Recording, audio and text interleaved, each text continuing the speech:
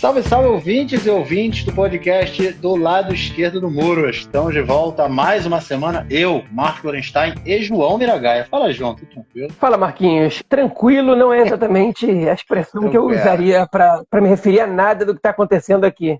Mas, enfim. E agora, inclusive, parece que houve uma explosão em Bagdá, né? Acabou de ser noticiado. Então, lá também não está tranquilo. Pois é. Longe de estar tranquilo, mas, enfim, tranquilo, né? Aquela tradicional nada. A gente gravando esse episódio aí de forma extremamente especial, né? Hoje é quarta-feira, dia 31 de julho, 10h15 da noite, começando uma live aí no Instagram. A gente não costuma fazer isso, fazendo isso essa semana por conta de tudo, absolutamente tudo o que aconteceu, principalmente nesses últimos dias, né? Ontem à noite e hoje, fomos todos pegos de surpresa aqui, acordando, enfim, 6 horas da manhã, 6h30, com a notícia de que não só a confirmação da morte de um líder do Hezbollah, mas também a morte de um líder do Hamas. Obviamente, vamos comentar absolutamente tudo sobre isso, mas teve também uma semana, enfim, foi uma semana. João, peraí, calma aí. Tem uma vez que eu perguntei pra você como é que foi essa semana, João. Você lembra qual foi a sua resposta? Eu quero ver se eu vou te fazer a mesma pergunta. João, como é que você falaria que foi essa semana em 3 palavras no máximo? Porra, agora tu me pegou. Porra, cara, pode ser uma. Essa semana foi insana. Insana, realmente insana. E a semana que vem? Eu acho que ela vai ser insana. Pesada. É isso então. Vamos passar então. Vamos passar para o nosso primeiro bloco pra gente. Na verdade, vai ser um bloco único. Vamos explicar aí como é que vai funcionar esse nosso episódio dessa semana. Bom, gente, é isso. O episódio 260, não falei isso, né, logo no nessa nossa introdução. A gente vai fazer da seguinte forma: a gente realmente divide em blocos, né, de acordo com a guerra ou de acordo com política interna, política externa. A gente vai fazer de forma diferente, até porque como a gente quis fazer uma live, a gente deu uma reduzida nas notícias.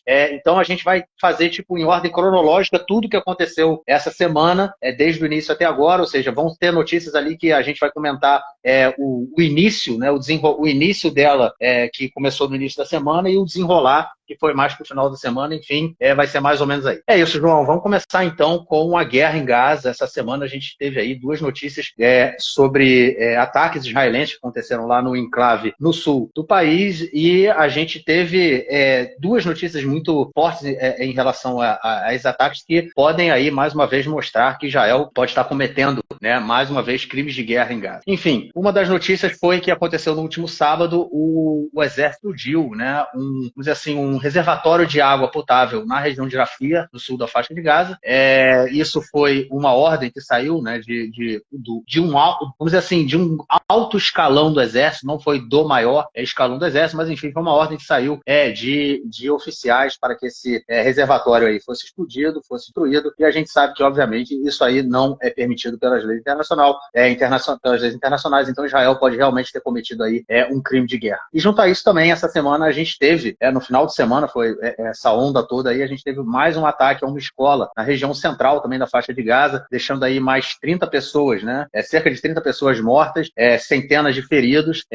O ataque, Israel, né, disse que a escola era utilizada pelo Hamas, obviamente, como base de ataque de seus militantes e tudo mais, mas a gente vê também, mais uma vez, um ataque sendo feito em um prédio humanitário, vamos dizer assim, uma escola que realmente, de acordo com a legislação internacional, Israel, enfim, de primeira mão, não poderia ter atacado. É isso, cara. Essas são as 2 principais notícias de Gaza que, obviamente, né, perderam muito do foco em função de tudo mais que aconteceu por aqui no resto da semana. Pois é, eu acho que as pessoas, na verdade, não só perderam o foco aqui, eu acompanhando um pouco a mídia internacional, a gente vê que, enfim, o confronto em Gaza, ele está perdendo, eu não diria que ele está perdendo importância, mas ele está perdendo muito espaço na mídia ultimamente. Isso é natural, né? Tanto a guerra, ela cansa as pessoas, ela cansa o público, quanto a gente também deve levar isso em consideração. A gente tem uma série de acontecimentos, enfim, passando simultaneamente todo o planeta. A gente teve eleições na França, eleições no Reino Unido, vai ter eleições nos Estados Unidos, está tendo Olimpíadas, né? E cada país com as suas preocupações, e a guerra em Gaza acaba tendo menos impacto na mídia. Então, para que a gente tenha uma notícia repercutindo como antes, ela tem que ser muito fora da curva. E essa semana a gente teve algumas, né? E a gente é obrigado agora a falar sobre elas, e lamentavelmente não foram boas notícias. Você comentou desse ataque a esse reservatório de água na na faixa de Gaza. Enfim, a gente sabe que essa ordem, na verdade, está sendo investigada para ver de quem foi, se foi do alto escalão, se foi de oficiais um pouco de mais baixa patente, mas o fato é que tem, enfim, alguns soldados, oficiais de baixa patente, aderiram, na verdade, não aderiram, obedeceram esse comando e explodiram o reservatório de água potável em Rafah, deixando parte da população sem acesso à água potável. E isso configura um crime de guerra, uma vez que a força ocupante ela deve cuidar, ela deve tratar de que a população civil seja abastecida dos itens básicos para sua sobrevivência. E, enfim, agora o exército provavelmente vai ter que investigar isso e vai ser mais uma dor de cabeça para os representantes israelenses no Tribunal Internacional, porque é uma situação difícil de explicar. Provavelmente vocês não ficaram sabendo disso, muito pouca gente deve ter ficado sabendo disso, porque no mesmo dia que que saiu na mídia, a gente teve também a notícia do foguete que caiu na cidade, na aldeia drusa das colinas do Golã, de Majd al-Shams, deixando 12 mortos, na maioria delas crianças. Então eu vou passar a bola para você, Marquinhos, se você quiser fazer um comentário sobre o tópico anterior, ou se quiser explicar, fazer a introdução para esse, fica à vontade. Eu acho que, enfim, esses crimes de guerra que acontecem, essa destruição, mais no meio que a gente vem vendo aí na guerra e é resultado dessa guerra insana. Mais do que a gente... É o que a gente vem comentando aí nesses últimos quase 10 meses, né? Tá fechando aí o mês de julho, né? No próximo episódio, quando a gente estiver gravando, o próximo episódio vai estar completando justamente 10 meses de guerra desde o ataque do Hamas. Bom, é isso. Vamos então para essa nossa segunda notícia aí do sábado de manhã. Todo mundo acordou no último sábado sendo pego aí de surpresa com esse ataque do Hezbollah no norte do país, que deixou aí 12 crianças mortas. Foram somente crianças que morreram. Um míssil do Hezbollah que saiu do vilarejo de Shtiba, que na verdade é o vilarejo que o Hezbollah usa como argumento para manter a sua jihad, contra Israel. E diz que parte desse vilarejo ele é ocupado por Israel, a fronteira passa no meio do vilarejo, realmente passa, e que seria território ocupado, e por isso que eles, enfim, fazem o que fazem contra Israel por conta disso. Caso Israel devolvesse o que faz parte de Shtiba para o Líbano, vamos ver se o Hezbollah pararia de fazer seus ataques. Mas, enfim, saiu o foguete de Shtiba, foi em direção ao vilarejo de Majd al-Shams, também no norte das colinas do Golã, o vilarejo druso, e caiu num campo de futebol onde 12 crianças e adolescentes jogavam bola, todos eles morreram, eram crianças entre 11 e 16 anos de idade, meninas, meninos, foram 4 membros de uma mesma família, enfim, uma tragédia sem fim, elementos de uma guerra, como, enfim, a gente sempre comenta isso, né, João? Guerra a gente sabe como começa e nunca sabe como termina, e erros pequenos numa guerra de atrito, como a gente vê aí, como entre Israel e o Líbano, e o Hezbollah, um erro pequenininho, que foi um erro desse que aconteceu, uma explosão dessa, um ataque desse, pode aí levar a gente a uma guerra regional, a gente vai comentar disso mais para frente com todos os envolvidos. Mas, enfim, João, 12 crianças mortas, a gente, quando, enfim, Netanyahu estava nos Estados Unidos, lembrando que ele estava terminando aquela sua turnê americana, falou no Senado, encontrou com Biden, encontrou com a Kamala Harris, encontrou com Trump, e estava comemorando o aniversário do filho dele, Jair Netanyahu, fazendo, sei lá quantos anos ele fez, mas era aniversário no dia 28 de julho, mora em Miami, e o Netanyahu foi lá para, obviamente, encontrar com seu filhote, e inicialmente não adiantou o seu retorno para Israel, ele falou que manteve a sua agenda normal, só que, obviamente, depois de uma pressão muito grande, as pessoas falaram, pô, cadê o primeiro-ministro? Onde é que está o primeiro-ministro? Ele resolveu adiantar sua viagem em 3 horas e chegou aqui no domingo de manhã para fazer aí reunião de gabinete e decidir tudo como seria. Bom, as cenas do enterro chocaram muito o país, foi uma comoção muito grande, então, afinal de contas, 12 crianças. Mas, João, eu acho que quando a gente comenta esse ataque ao vilarejo druso, a gente tem que falar sobre a questão da guerra e do ataque do Hezbollah ao território, vamos dizer assim, soberano, e aqui entre aspas, fazendo aqui na live, porque Israel anexou as colinas do Golã ao seu território, ou seja, de acordo com a legislação israelense, é território do país, porém, de acordo com a legislação internacional, não é território do país, é território sírio, ocupado desde 1967. E aí a gente tem essa especificidade que fala também da própria população drusa que vive naquela região, que a gente tem muitos drusos aqui em Israel, drusos que servem ao exército, drusos que não são vistos como a população palestina que vive aqui dentro de Israel é vista. sionista, só que esses drusos do Golã, eles têm uma especificidade muito grande, é muito diferente, que é justamente não se identificar enquanto israelenses e se identificar enquanto sírios. Afinal de contas, eles eram sírios até 1967. Somente cerca de 20% desses drusos que vivem em Masdar Shams têm a cidadania israelense. Os outros se recusam a tirar a cidadania israelense. É isso, João. Um ataque que pode levar essa guerra regional a uma população que tem uma especificidade muito grande e complica mais ainda, né, toda essa panela de pressão aí que a gente está vivendo. Pois é, eu vou aproveitar a deixa do teu final, porque eu acho que é importante a gente explicar quem são os drusos, né, e um pouquinho entrar um pouco mais a fundo nessa questão dessa especificidade desse grupo. Quem são os drusos? Os drusos são um povo árabe com uma religião própria, que é um desdobramento do Islã, ou seja, eles saíram do Islã da mesma forma que, por exemplo, o cristianismo saiu do judaísmo, né? E eles têm seus 5 profetas, por isso a bandeira drusa são 5 cores. A religião drusa, ela tem um grau de secreta, né? Só os membros do mais alto escalão dos líderes religiosos conhecem alguns segredos da cultura drusa, da religião drusa, e eles são uma população pequena, mundialmente falando, e também em Israel, né? São cerca de, se não me engano, 1.800.000 drusos no mundo inteiro. Em Israel, eles são cerca de 200 e poucos mil, né? O Líbano e a Síria têm uma quantidade um pouco maior, e 80% dos drusos do mundo inteiro eles estão localizados em Israel, Líbano, Síria e Turquia. Existem drusos em outros lugares, mas não muitos, justamente porque os drusos têm uma relação de pertencimento com a terra muito forte, como um povo indígena, como um povo local, então é muito difícil que um druso deixe a sua comunidade, exceto quando ele se casa. Muito pouco casamentos mistos entre drusos e membros de outros povos e outras religiões. E só que os drusos israelenses, eles são árabes, né? Eles são árabes porque eles falam a língua árabe, porque eles são parte da cultura árabe, escutam as mesmas músicas, comem uma comida muito parecida, né? Ou se não, muito semelhante, quando não igual, tiveram por centenas de anos junto aos povos árabes aqui da região. Se fossem eles muçulmanos, cristãos, se são muçulmanos, eles podem ser sunitas, xiitas, não importa, os drusos tiveram convivendo com esses povos durante esse tempo todo. E por isso, a gente tem aqui em Israel algumas aldeias que são majoritariamente ou inteiramente drusas, mas a gente também tem populações drusas mescladas com populações muçulmanas e com populações cristãs árabes. É difícil um local onde a gente tem mescla entre drusos e judeus, né?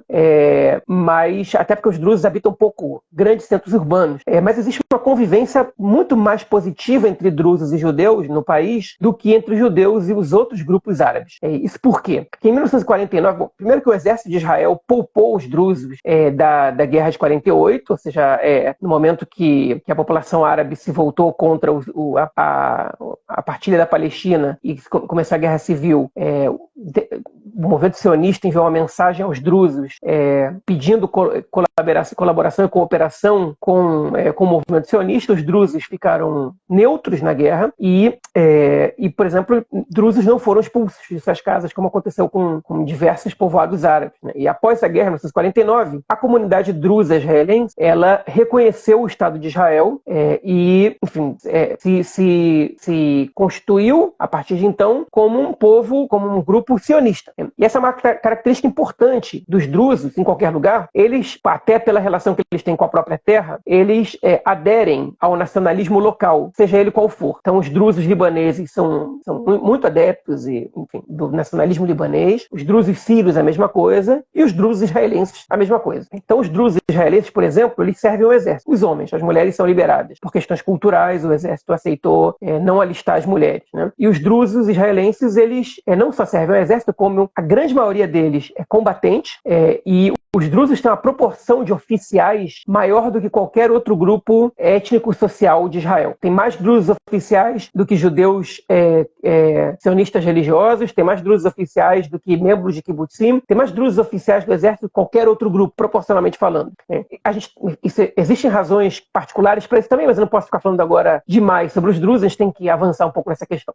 Mas enfim, então os drusos em geral são sionistas, votam em partidos sionistas em sua maioria, né? Inclusive no Likud, inclusive na direita. A gente já teve parlamentares drusos em todos os partidos, em todos os espectros políticos israelenses possíveis, na direita, no centro, na esquerda. No partido do Avigdor Lieberman, no Israel Nossa Casa, que é um partido da direita nacionalista, tem um parlamentar druso. A gente teve ministros drusos, e desde 2015 os drusos israelenses eles estão em uma crise com a direita no país, por conta de uma lei chamada Lei Nacional do Povo Judeu.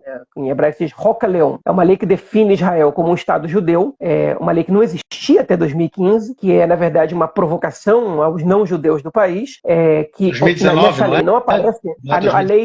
A lei foi, na verdade, ela foi escrita em 2015, ela foi aprovada em 2016 ou 2017 na Knesset. Eu lembro disso porque eu estava na Argentina nessa época. E os drusos, eles ficaram muito insatisfeitos com essa lei, porque ela também não inclui a palavra igualdade, ou seja, mesmo que Israel se declare um Estado judeu, a lei sequer considerou os povos não judeus como semelhantes, como iguais perante a lei, né? Perante essa lei, pelo menos. E desde então houve uma crise, e os partidos da centro-esquerda prometem ou derrubar essa lei ou revisar essa lei. Enfim, desde então a gente vê essa tensão acontecendo. Agora vamos passar para os drusos do Golã, para a gente poder entrar na questão de Majda al-Sham. Nas colinas do Golã, como o Marcos explicou muito bem, um território que foi ocupado por Israel em 67. Israel anexou, ou seja, declarou soberania sobre as colinas do Golã em 1981. A comunidade internacional não reconheceu essa soberania, exceto os Estados Unidos, que no governo Trump, em 2019, reconheceram a soberania israelense nas colinas do Golã. Segundo o próprio Trump, um presente que ele deu para o Netanyahu às vésperas das eleições, no caso, as segundas eleições daquele ano, mas foi o primeiro país que reconheceu aquela soberania. E a população drusa local, que tinha uma identidade síria muito forte, eles não quiseram deixar as colinas do Golã quando Israel conquista o território. Mas eles também não aceitaram a cidadania israelense. E eles eram hostis a Israel. Hostis no sentido que não deixavam, por exemplo, o Estado operar naquela região. Então, o próprio Picud Oref, que é o segmento do exército que é responsável por fazer a defesa civil, ele tinha dificuldade de instalar alarmes de bombas, ou de foguetes, porque os drusos locais de Majda al-Sham e dos outros vilarejos, não cooperavam com ele. Aos poucos, essa situação foi mudando, porque os drusos das colinas do Golã começaram a se casar com drusos de outros lugares de Israel. Com o tempo, eles perceberam que aquilo não era uma ocupação de 10, 15 anos, como foi no Sinai, por exemplo. Era uma ocupação que foi durando mais tempo. E uma das grandes modificações nessa relação dos drusos ali das colinas do Golã com o resto de Israel foi a guerra civil na Síria, quando eles viram que a comunidade drusa síria ficou entregue à própria sorte, e muitos começaram a questionar a lealdade que eles tinham ao Estado sírio e ao regime do Bashar al-Assad. Então, eu posso dizer isso para vocês por experiência própria. Em Majda al-Shams, um lugar que eu já tive algumas vezes, um lugar bonito, que israelenses fazem turismo ali, que até 20 anos era um lugar um pouco hostil, não totalmente hostil, mas que não cooperava com o país. Até 2012, 2011, você podia ver a foto do Bashar al-Assad num café ali, né? E hoje em dia você já não vê mais. E cada vez mais sírios das colinas do Golã começaram a pedir cidadania israelense. E hoje a gente tem um percentual de 20% dos drusos das colinas do Golã que já tem cidadania israelense, e os pedidos aumentam cada vez mais. E para vocês terem uma ideia, só 8% da população de Majda al-Shams nasceu antes de 67. Ou seja, o grosso da população ali nunca viveu sob o regime sírio. Por mais que eles sejam educados de serem sírios e serem parte da nação síria, eles, enfim, acabam tendo um convívio muito maior com os israelenses do que com os sírios, e o que faz com que a relação com eles esteja mudando aos poucos. Alguns deles, inclusive, já façam exército, enfim, e a situação ela já não é a mesma que era antes. Então, agora, a gente pode falar que o Golã é uma região ocupada por Israel ou que é um território soberano, segundo a lei internacional ou segundo o que os países consideram. Na prática, vocês entram no Golã e vocês não percebem que vocês saíram da Galileia. O Golã, na prática, é o território israelense. Os israelenses passeiam no Golã, não existe, não é um território perigoso do ponto de vista militar para você passear em épocas normais. Ele não está sendo mais perigoso agora do que algumas regiões da Galileia, ao contrário. Então na prática, você está circulando por um território que é israelense quase totalmente, e existe uma quantidade razoável de povoados israelenses ali também, ao lado dos povoados drusos, enfim, que não é uma região muito povoada, porque é um lugar muito distante do centro do país, não porque os israelenses tinham algum tabu por morar lá, pelo contrário, o Golã, ele funciona quase como um consenso. Os israelenses já não veem mais a possibilidade de devolver o Golã numa possível acordo de paz com a Síria. Então, eu vi essa semana muita gente falando assim, por que o Hezbollah atacaria o Golã, se o Golã é um território sírio? Né? E a questão é a seguinte, o Hezbollah atacou o Golã na guerra de 2006 sem parar. E vários povoados sírios, drusos, foram bombardeados ali, inclusive Majid al-Shams. Não é a primeira, nem a segunda, nem a 30ª vez que o Hezbollah ataca povoados sírios, povoados drusos, perdão, no Golã. O Hezbollah sempre atacou. Majid al-Shams fica bem ali na tríplice fronteira, praticamente, é muito próximo da tríplice fronteira. Mas não é uma novidade pra gente isso. Nem pra eles, nem pra Majid al-Shams, nem pra nenhum outro povoado druso da região. Eles são vítimas de ataques do Hezbollah sempre que tem escalada ali. Porque o Hezbollah ataca, enfim, o território que Israel ocupa é soberano, eles não reconhecem a soberania israelense sobre a Palestina histórica, também não reconhece a soberania israelense sobre o Golã. E a população árabe israelense, que 80% dela vive na parte norte do país, também é atacada pelos foguetes do Hezbollah. Então, essa é a primeira questão. O Hezbollah tem tentado atacar principalmente bases militares desde o início da guerra. Mas, obviamente, que Israel facilitou essa situação do Hezbollah, evacuando toda a população que vivia até 5 quilômetros da fronteira. Então, o Hezbollah pode atacar os kibbutzim, por exemplo, que estão naquela região, porque eles estão praticamente desabitados. A população civil praticamente só tem soldados ali. Então, o ataque é um kibbutz, passa a ser um ataque a instalações militares. Mas, de vez em quando, o Hezbollah, de propósito, ataca populações civis. Segundo o Amos Harel do Haaretz, quando que o Hezbollah ataca populações civis? Quando erra, tentou atacar uma base militar e errou. 2, quando eles não conseguem atingir instalações militares e querem dar uma resposta a algum ataque israelense. E 3, quando Israel mata civis libaneses. Aí eles atacam populações civis israelenses de propósito. Essa tem sido a tônica dessa guerra. Em 2006, na guerra do Líbano, na segunda guerra do Líbano, o Hezbollah atacou populações civis de maneira indiscriminada, da mesma maneira que o Hamas faz. Disparou foguetes e dane-se onde vai acertar, ou de propósito queriam acertar Haifa, e a população civil que arruma um jeito de se proteger ou não. Agora, nesse caso, em Majid al-Shams, tudo indica que o Hezbollah não queria atacar Majid al-Shams. Que o Hezbollah fez um disparo de cerca de 40 foguetes contra uma base militar israelense que fica no Monte Hermon, que também fica ali nas colinas do Golã, ponto mais alto do território israelense, ocupado ou soberano, não importa. E um foguete se desviou do caminho e atingiu esse campo de futebol onde estavam jogando crianças e jovens, de até 20 anos. Um dos mortos tinha cerca de 20 anos, era o mais velho dele. Não tocou a sirene? Tocou a sirene. Parece que ela demorou um pouco mais do tempo do que devia para tocar, por um erro humano, mas ela tocou, as pessoas correram para o refúgio para se esconder e o foguete caiu exatamente na distância entre o refúgio, entre o bunker que tinha ali e o campo de futebol. Nesse bunker cabiam 30 pessoas, de qualquer maneira, nem todos iam conseguir entrar lá. O problema é que estava todo mundo concentrado correndo nessa mesma direção onde o foguete caiu. Foi uma sequência de acontecimentos que contribuíram para esse desastre, para essa catástrofe. Enfim, foi um foguete, segundo o exército israelense, de fabricação iraniana, que só o Hezbollah tem nessa região, que tem 50 quilos de material explosivo. Enfim, e aí tem mais um componente que atrapalha muito na hora de detectar os ataques vindos do Líbano. O Líbano não é Gaza. A região de Gaza é uma região plana. É uma planície que é muito fácil identificar quando um foguete está sendo disparado pelos observadores e pelos sensores israelenses. O Líbano, a fronteira de Israel com o Líbano, é uma região montanhosa. E essa aldeia libanesa, ela fica atrás de montanhas. Então, até que, enfim, que os sensores ou que o observador consiga detectar um objeto que pode ser ameaçador, já pode ser tarde demais para que as pessoas possam correr para os abrigos.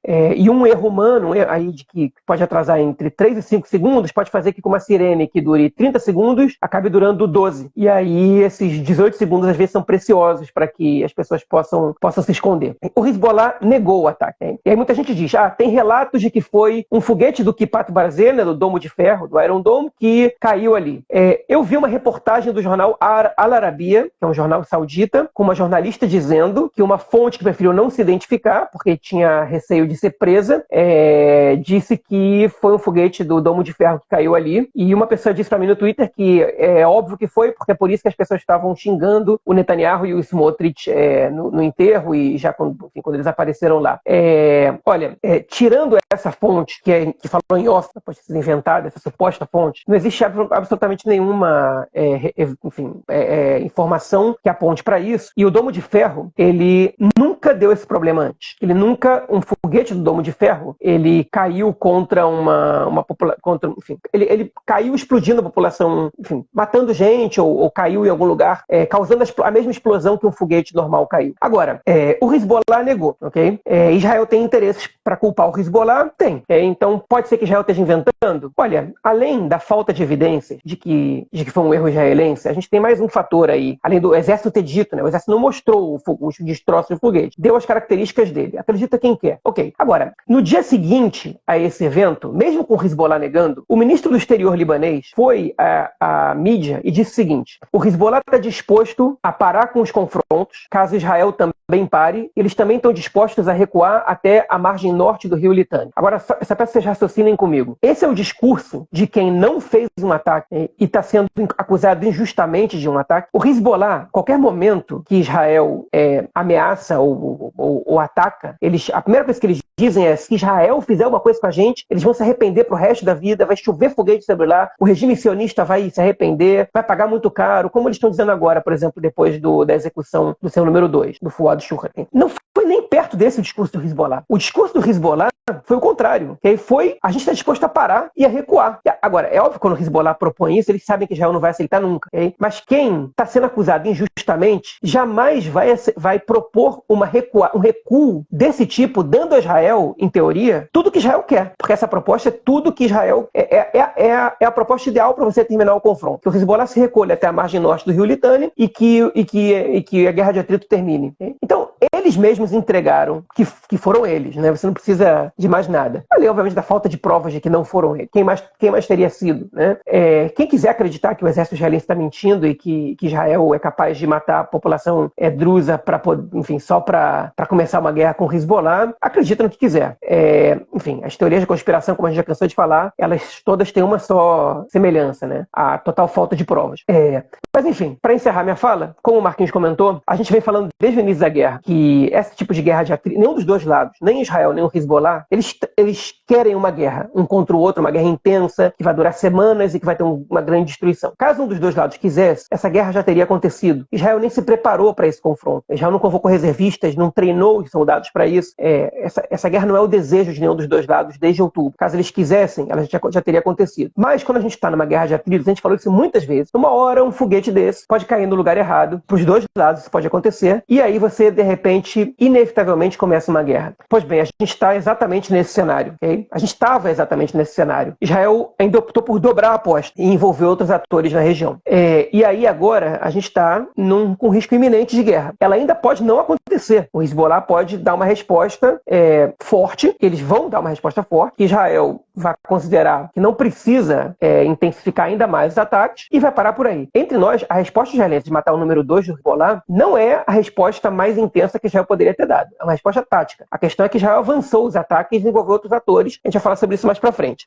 Mas enfim, aí a gente teve os ministros israelenses querendo isso, prestar solidariedade. As famílias foram xingados ali. A oposição foi bem recebida. Foram drusos do país inteiro, né? Muitos dizendo: vocês já abandonaram a gente aqui no norte. A gente está sofrendo com isso até agora. Olha o que vocês fizeram com a gente.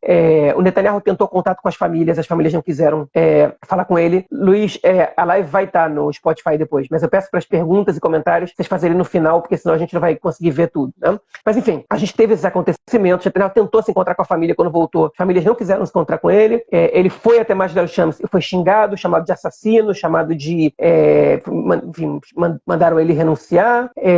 Ficou um pouco complicada a situação para ele. E ele ficou numa sinuca de bico complicada, porque se ele responde forte, ele começa uma guerra que ele não quer começar. E se ele não responde forte, ele é visto como um fraco pela sociedade, inclusive pela esquerda, que está cobrando dele uma ação, né? Essa mentalidade militarista israelense é complicada, que contamina até a esquerda. Então, ele fica numa situação que ele tem que fazer um ataque calculado. E a gente vai falar sobre isso na sequência. Mas, basicamente, esse é o evento de Majid al-Shams, o evento mais mortal para civis israelenses desde o 7 de outubro. Foi o dia que mais civis israelenses morreram na guerra desde o 7 de outubro. Houve dias que morreram mais que 12 soldados, mas 12 civis ainda não tinha acontecido. Eu digo israelenses, habitantes de Israel, Eu não sei quais deles têm cidadania israelense, mas habitantes de Israel eles são. Bom, você disse aí basicamente tudo sobre a questão do ataque, né? Enfim, é aquilo. A gente sabe como guerra começa, mas nunca sabe como a guerra termina, e um erro desse, um erro, né? Enfim, uma coisa ali que saiu fora do calculado pode realmente levar a gente a uma guerra regional, e essa é uma preocupação muito grande. Agora, eu só queria fazer alguns comentários também, justamente sobre essa questão da especificidade, né? Da população drusa que vive ali nas colinas do Golano. E já pulando, a gente estava fazendo nessa ordem cronológica, né? O ataque foi no sábado, domingo foi o enterro das crianças, e a rapaziada do governo foi à Marcha das Campos prestar solidariedade, aí, como o João colocou, né? E aí, o enterro, e aí tem essa questão que é muito interessante, né? O jornalista Nir Hasson, né? Ele publicou muito sobre isso. No enterro, a grande maioria das pessoas que foram até lá, que estavam presentes, se organizaram, né? Se concentraram numa praça, na praça central de Marcha das Campos, que ela tem uma estátua do sultão Al-Trasha, que era um sultão druso que foi o responsável pela resistência da população drusa da região contra a ocupação francesa, contra o mandato francês. Isso depois da Primeira Guerra Mundial, né, quando o Império Otomano cai e tanto a França quanto a Inglaterra organizam toda a região aqui, né, dividem a região entre eles. Então aqui a Palestina, no caso, né, a Palestina histórica ficou sob o mandato britânico e o Líbano ficou sob o mandato francês, como a Síria também. Né? Então esse sultão ele foi o responsável por organizar a resistência drusa contra a ocupação francesa. E as pessoas se organizaram nessa praça, foram até essa praça e ali foi o velório, né, vamos dizer assim, das crianças. É o que mostra ainda essa conexão da população drusa da região com a sua identidade síria, né, não com a sua identidade, não com uma identidade israelense. Né? E um pequeno número de pessoas teve presente no campo lá de futebol, onde o ataque aconteceu, onde o míssil explodiu, as crianças morreram, e inclusive os políticos israelenses que chegaram lá para fazer a prestar solidariedade, eles não foram para essa praça. Eles sabiam que se eles fossem para essa praça onde a multidão estava, eles não seriam bem recebidos. Eles foram lá para o campo de futebol. Foram mandados para o campo de futebol. E aí o Netanyahu foi xingado, como o João comentou, né? Ele tentou lá organizar uma reunião com as famílias e não conseguiu. Foi chamado de assassino, ele deixou uma coroa de flores no campo de futebol, onde estava escrito Medinat Israel, né? O Estado de Israel. Quando ele foi embora, o pessoal rasgou a faixa, né, onde estava escrito o Estado de Israel, deixaram lá a coroa, enfim. Mas mostra que eles não têm, não só, né, a ligação deles com o Estado não é algo muito forte, mas também se sentem, não se sentem parte disso, né, não se sentem parte do Estado. Eu acho que isso ficou muito claro, né, nesse momento do enterro, onde as pessoas a grande maioria da população se organizou na praça, que é a Praça da Resistência, vamos dizer assim. A Praça da Resistência Drusa de Majlis Shams contra a ocupação francesa. Eu acho que isso diz muito sobre toda essa complexidade e sobre essa relação. E o que é muito interessante, né, essa questão da nacionalidade, da identidade nacional drusa, né, drusos libaneses que podem guerrear com drusos israelenses, que podem guerrear com drusos sírios. É uma relação identitária muito, muito interessante, muito parecida, né,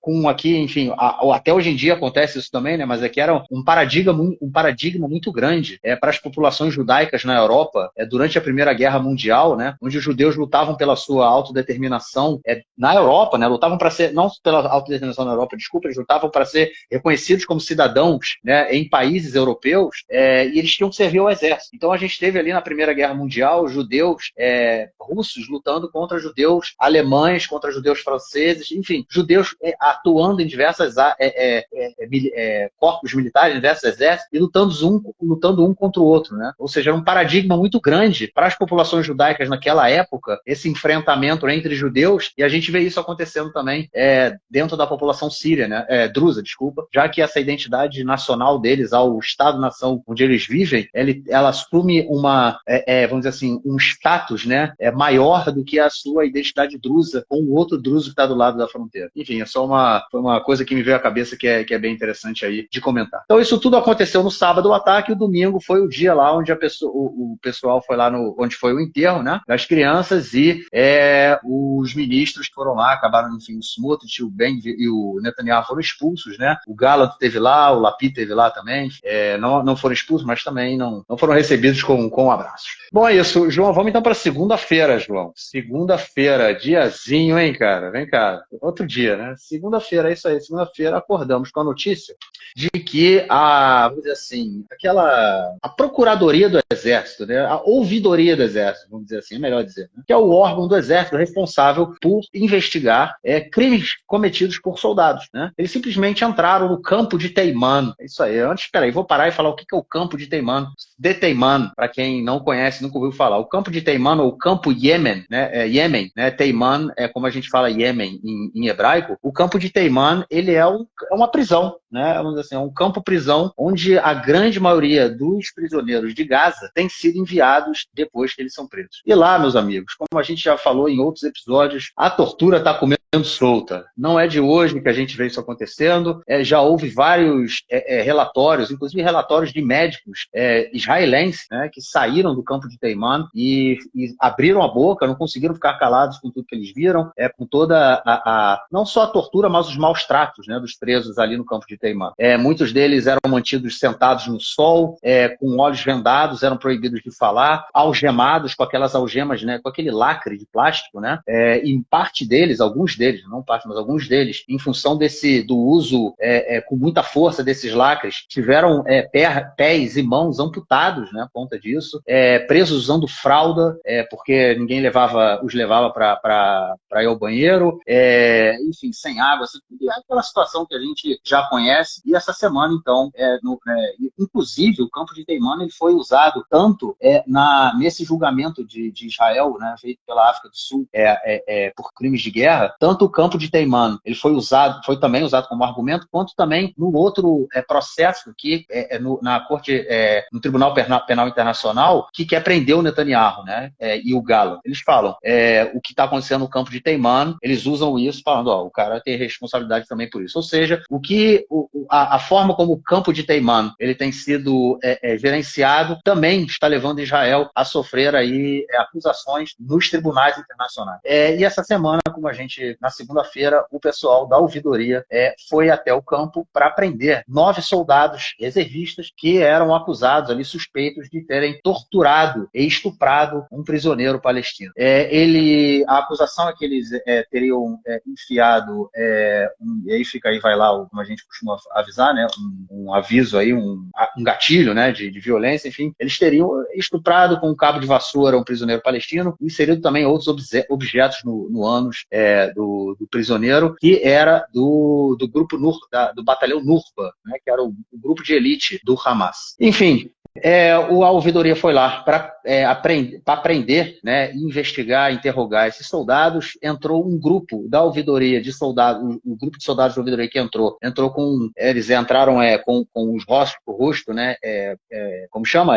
Coberto, né, com máscaras, levaram os soldados, só que no momento que eles foram levar os soldados começaram a resistir, começaram a publicar vídeos, né, falando que estão vindo aqui prender a gente por conta do que a gente fez com os terroristas palestinos e tudo mais. Jogaram os vídeos na rede e logo depois, em seguida, a gente já tinha uma horda de fascistas, tanto indo em direção ao campo de Teimano, e entraram no campo de Teimano para tentar impedir essa prisão dos soldados reservistas, dentre eles deputados e ministros do atual governo, e depois foram também a uma outra base chamada Beit Lid, né, que foi uma outra base na Cisjordânia, para onde esses 9 soldados reservistas foram levados para interrogatório. A horda de fascistas também foi essa base, também invadiu a base, e foi isso que a gente... Enfim, João, cidadãos civis israelenses invadem base militar, tentam soltar soldados que são acusados de tortura e um crime absurdo pelo que eles fizeram. E ninguém é preso. A polícia não aparece, ninguém é preso, nada acontece, tá tudo muito bom, tudo muito bem. E aí, João, de Teimano na nossa conta. Pois é, Marquinhos, vamos então comentar o lance a lance, porque o jornal Haaretz fez uma reportagem bem legal, mostrando o minuto a minuto desse caso, e eu tô com ela aberta aqui também porque me ajuda a organizar um pouco os fatos. Tá? Você explicou o que é o Sde Teimano, o que é essa base militar que está sendo usada como presídio, né? Ela não era para estar sendo, porque, enfim, ela está sendo, na verdade, porque o ministro da Segurança Pública, né, o Itamar Ben-Gvir, ele não atendeu as demandas da Suprema Corte para construir presídios que estão em falta já desde de abril do ano passado, que ele já recebeu essas demandas, e agora a gente está pagando um preço por isso, porque soldados reservistas não têm que estar cuidando de presos, eles não são carcereiros, e olha só o que acontece, né? Soldados são todo mundo é soldado, né? O presídio de segurança máxima, você tem profissionais. Soldados reservistas podem ser muita gente, no momento de guerra ainda mais complicado. Mas enfim, então você fez o histórico, você comentou aí o que aconteceu, o que tem acontecido lá, e esse caso especificamente. E aí o que aconteceu nesse dia é que, por ordem da procuradora do Exército, que é uma pessoa que a gente escutou falar pouco dela até agora, a gente comentou sobre ela há pouco tempo, quando ela resolveu investigar alguns casos um pouquinho tarde, né, mas que ela decidiu atuar um pouco. Por ordem da procuradora do Exército, soldados da Polícia do Exército, em hebraico chama Mishteret Tzvait, que é uma unidade do Exército responsável, por exemplo, por fiscalizar, desde fiscalizar se os soldados estão com a bota engraxada lá na rodoviária de Jerusalém quando eles estão indo para a base no domingo, ou com a barba feita, ou com o cabelo raspado adequadamente, até prender soldados que cometem infrações ou crimes. E ela, depois de acusações graves sobre esse preso que você comentou, da Nurba, né, do grupo de elite do Hamas, ela enviou os membros da polícia do Exército para essa base realizar uma prisão preventiva de 9 reservistas para que eles sejam investigados, para que esses casos sejam investigados e eles sejam interrogados. Quando a polícia do Exército chegou lá, esses reservistas simplesmente se negaram aí, agrediram os membros da polícia do Exército com spray de pimenta, jogando coisa neles, e um deles gravou uma mensagem nas redes sociais E um deles enviou uma mensagem para as redes sociais, convocando a população para não permitir. Falei, eu dei minha vida para o Exército, enfim, por favor, não deixem que eles levem a gente, nós estamos defendendo vocês, a gente está sendo levado porque a gente combateu o terrorismo, né? Obviamente, como se o que eles fizeram fosse qualquer tipo de combate ao terrorismo, né? Enfim, e aí o que aconteceu foi que já a 1h49 o Ben-Gvir emitiu uma mensagem já pública, condenando o que a polícia do Exército está fazendo. O filho do Netanyahu chamou a procuradora do Exército de criminosa antisionista, também numa postagem no Twitter. O filho do Netanyahu, que aliás, Marquinhos, aparentemente ele está em Israel. Ele veio no voo do pai dele e está aqui. Ninguém sabe. O Netanyahu não enviou essa... não comentou, a informação não chegou. Pegou uma carona nas asas de Sião, né, cara? Pois é, que jornalistas foram sorteados para ir nesse voo, mas ele pode pegar a carona tranquilo. Deixaram um lugarzinho pro Jair, pô. Como se ele tivesse alguma importância para o Estado, né? Que ele tivesse que... Enfim, não vou entrar nesse aspecto, nessa informação, só um detalhe, porque essa está longe de ser a notícia mais importante da semana. E aí, o parlamentar Tzvi Sukkot, o mesmo parlamentar que decidiu armar uma sukkah, que é uma estrutura que se arma na festividade de Sukkot, de tabernáculos, que foi a que aconteceu às vésperas do ataque do Hamas, no 7 de outubro, e por isso ele mobilizou tropas do exército para irem até Hawara, na Cisjordânia, uma cidade árabe na Cisjordânia, que é onde ele decidiu montar essa sukkah só para provocar os palestinos. Ele, por ter imunidade parlamentar e por ter que ser protegido, ele teve que mobilizar 2 batalhões do exército para irem proteger ele e os seus amigos que foram provocar, e Gaza ficou desprotegido, né? Gaza não, a fronteira com Gaza. Ele decidiu ir marchar para essa base junto dos manifestantes. Às 2h05, um movimento chamado o Movimento dos Reservistas Geração da Vitória convocou as pessoas a se somarem às manifestações. E aí, gente, o que aconteceu foi que a partir das 2h30 da tarde já tinha gente pra caramba na frente do Sde-Teiman. Os membros da Polícia do Exército abandonaram o lugar com medo do que ia acontecer com eles, e a gente tinha ali cerca de 50 pessoas forçando a entrada na base, já com cartazes escritos. Curioso que eles estavam uniformizados ali, né? Ou seja, era um grupo que já estava organizado desde antes disso, não é um movimento totalmente espontâneo, né? E a gente viu pessoas indo se manifestar fardados, ou seja, militares, da ativa ou da reserva, não dá para saber, mas tinham soldados ali, né? E eles atacaram jornalistas, atacaram um fotógrafo do Haaretz, atacaram os jornalistas do Canal 12, atacaram depois jornalistas da rádio Reshet Bet, que é a rádio pública, atacaram jornalistas que estavam lá, e começaram a forçar a entrada na base para supostamente salvar os soldados, os heróis, nossos combatentes heróis, e não deixar que eles sejam levados porque eles estão fazendo o seu trabalho e defendendo o povo. Basicamente, esse era o discurso deles. E eles arrombaram o portão da base e invadiram a base militar. Agora, vamos colocar as coisas em proporção.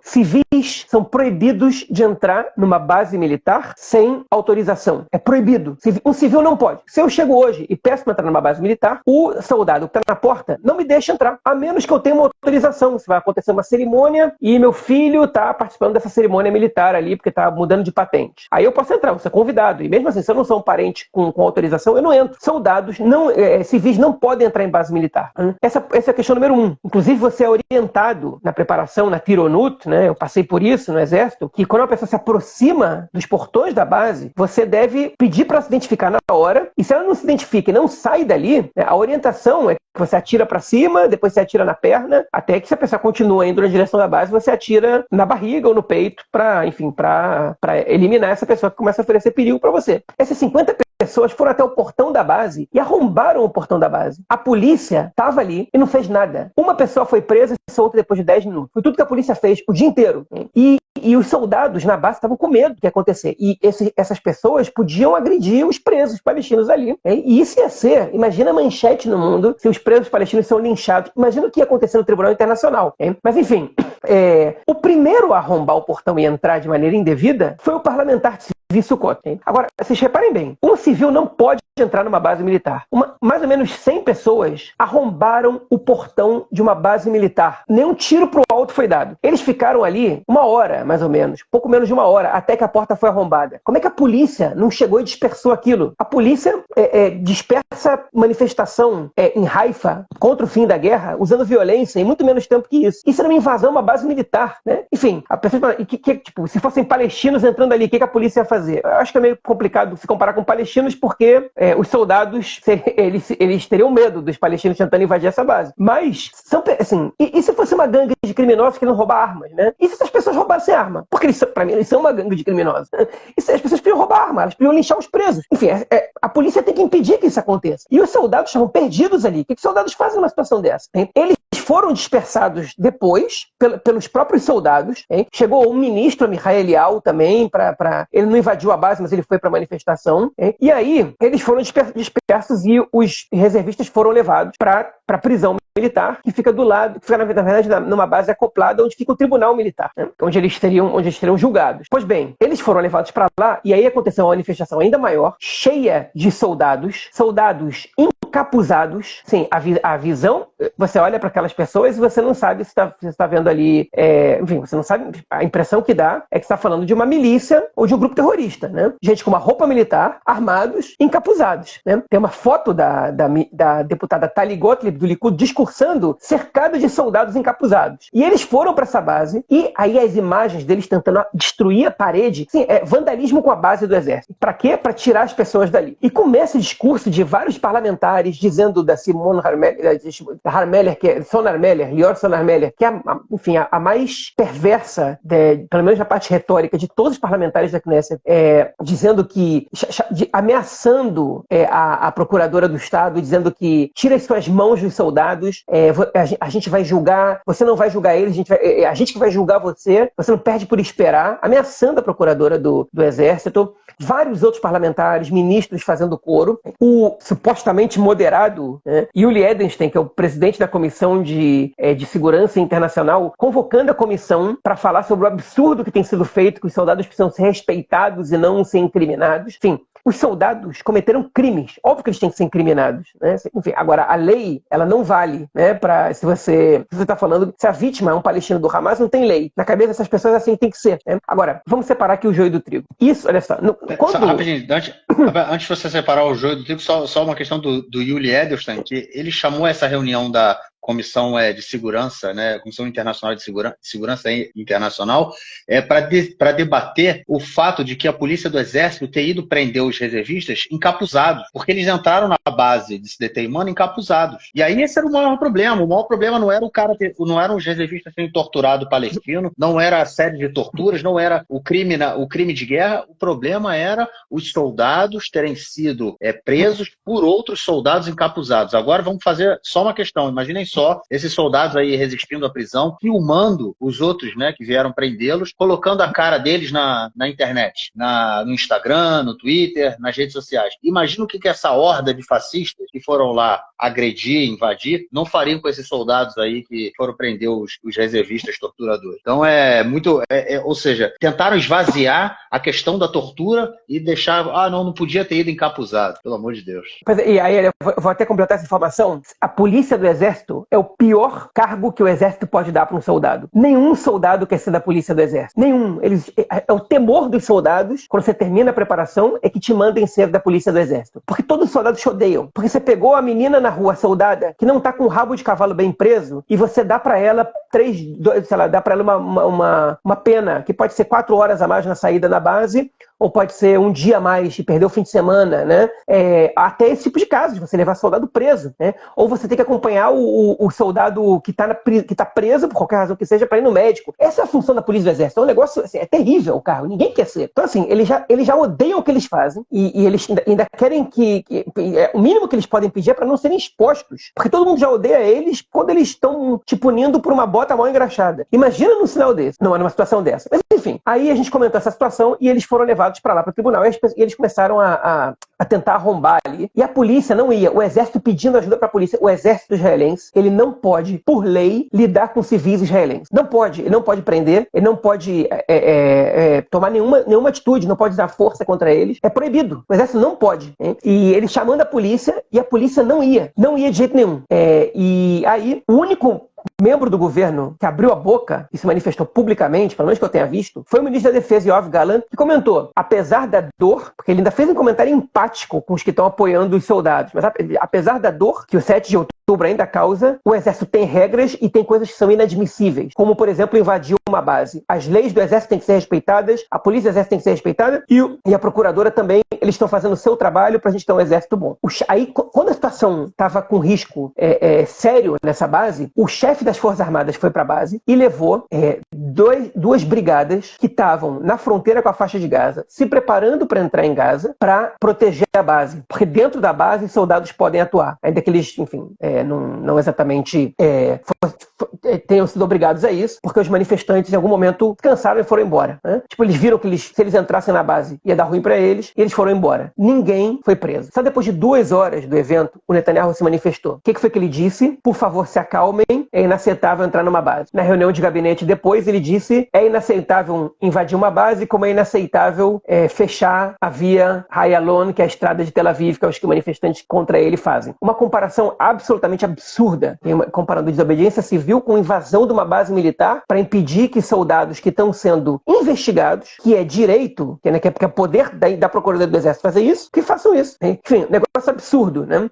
Enfim, isso foi o que aconteceu. Agora, eu ia falar que ia separar o joio do trigo, né? Por quê? Em 2016, um soldado israelense chamado Elor Azaria, ele matou um terrorista que já não oferecia perigo. Hein? E uma câmera do movimento chamado B'Tselem, que é um movimento de direitos humanos, capturou essa cena e por isso essa cena correu o mundo e ele acabou que foi parar no tribunal militar e foi julgado, foi condenado à pena mínima, porque houve muita pressão, né? Eu vou falar sobre isso, e cumpriu metade da pena mínima. Cumpriu só 9 meses de prisão e foi liberado.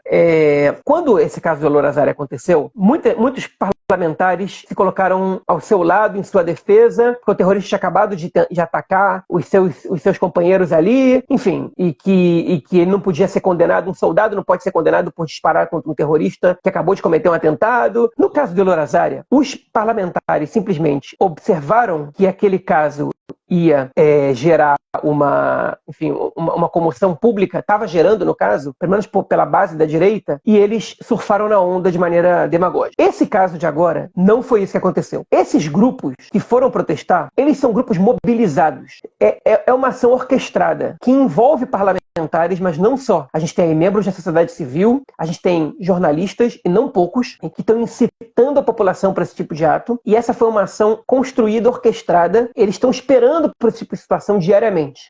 Agora, esse tipo de situação representa perigo enorme, enorme para a sociedade israelense, para as instituições israelenses como um todo. Na verdade, a situação talvez seja a maior crise institucional e social que a gente que Israel esteja passando desde o caso do navio Altalena, em 48, perdão, em junho de 48. Eu não procurei no Wikipédia esse caso, agora se a gente falar sobre isso vai ficar muito longo o podcast. Mas o que esse caso representa aí é que o último bastião, a última das instituições que ainda tem a confiança tanto da direita quanto da esquerda judaicas em Israel, que é o exército, ele entra em colapso por dentro. E Israel pode matar quantos líderes do Hamas e do Hezbollah quiserem. Quando Nasrallah, líder do Hezbollah, está olhando o que está acontecendo internamente aqui em Israel, ele sabe que o país está absolutamente enfraquecido, que desse jeito não tem como sobreviver, não tem como o país resistir. O país vai colapsar se esses grupos continuam se empoderando e realizando esse tipo de ação. Porque isso é algo que jamais pode acontecer. Enfim, e aí o que isso mostra pra gente? Que, lamentavelmente, a gente não pode confiar nos reservistas para cuidar dos presos palestinos. Né? Por quê? Porque tem 80% dos reservistas que atuam de acordo com a lei, ou 90%, ou 95%. Okay? Mas você tem aí 8, 9% que resolveram torturar, estuprar, violentar, fazer o que eles quiserem com um preso que pode ser o pior sujeito do mundo, pode ter feito as maiores atrocidades do mundo. Tem lei, a lei de guerra diz isso. Quando você prende, o preso tem direitos. Ele tem, enfim, se a gente não quer ser igual ao Hamas, a gente tem que respeitar o Estado Democrático de Direito e a civilidade. Né? E isso aproxima a gente do Hamas, cada vez mais parecido a gente está quando esses grupos atuam impunemente. Né? E isso é o caos. E eu não quero nem pensar no que o Hamas vai fazer com os reféns quando esse tipo de informação sobre o que acontece com esse preso chegar neles. E por fim, agora, para eu terminar os meus 20 centavos aqui sobre esse tema, enfim, 3 dos 8 agora um reservista foi liberado, foi comprovado que ele não tinha nada a ver com o caso. 3 deles estão sendo defendidos por uma organização ligada à direita nacionalista e 5 pediram para a defesa ser feita pela Defensoria do Exército. A Defensoria do Exército, ela pediu ela alegou que esses presos, primeiro que alguns deles não tinham feito nada, e segundo que pediu para eles serem liberados porque o palestino, na narrativa deles, né, na explicação da versão deles, já estava ferido quando chegou ali, que eles não tinham sido responsáveis por isso. Os juízes do Tribunal Militar negaram a soltura deles e negaram a soltura, inclusive, dos que supostamente não agrediram o preso, porque disseram que ser cúmplices desse tipo de situação também faz com que eles sejam culpados. Não ter agredido não vai garantir para eles a libertação, obviamente pode garantir uma pena menor, ou pode até garantir que eles sejam absolvidos, mas não garante a libertação deles provisória, porque eles precisam ser investigados. Então, o Tribunal Militar está bancando a ação da promotora. Ou seja, as instituições do Exército, elas estão enfrentando essa posição quase uniforme do governo. Obviamente que eles têm o respaldo do ministro da Defesa e, de alguma forma surpreendente, alguns membros do Likud, na reunião de gabinete, foram sensatos, como, por exemplo, o Amihai Shikli, que eu não posso elogiar nunca esse cara, porque ele é um asco, é o ministro da diáspora. Mas ele disse, né, que quem acha que é normal invadir uma base militar não tem ideia do quanto isso é ruim para o país. Amanhã as pessoas vão estar invadindo base militar por tudo, né, se isso acontecer agora. Mas é uma tentativa de controle da narrativa, um negócio absurdo. E ali, assim, eu vou comentar uma coisa, eu disse que eu já ia terminar, mas eu lembrei de um fato agora. O Canal 12 tem jornalistas agredidos nesse dia, e no horário nobre eles estão entrevistando o Tzvi Sukkot, o parlamentar que invadiu a base. Né? Então, assim, o mesmo grupo que agride os jornalistas deles tem lugar cativo para expor as suas bizarrices em rede nacional, no horário nobre. E aí o que acontece essa madrugada, de ontem para hoje? Um coquetel Molotov é jogado contra a residência do dono do Canal 12. O Canal 12 normaliza esse tipo de coisa, continua cooperando com esse tipo de coisa. E aí eles recebem, né, eles recebem a mordida da cobra que eles estão criando e reclamam, olha que violência. E no final das contas eles vão lá e dão mais comida para a cobra.